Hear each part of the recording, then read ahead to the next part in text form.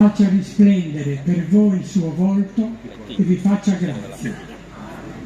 Rivolga a voi il suo volto e vi conceda la sua pace.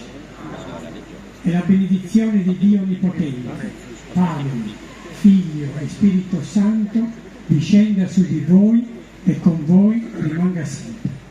Amen.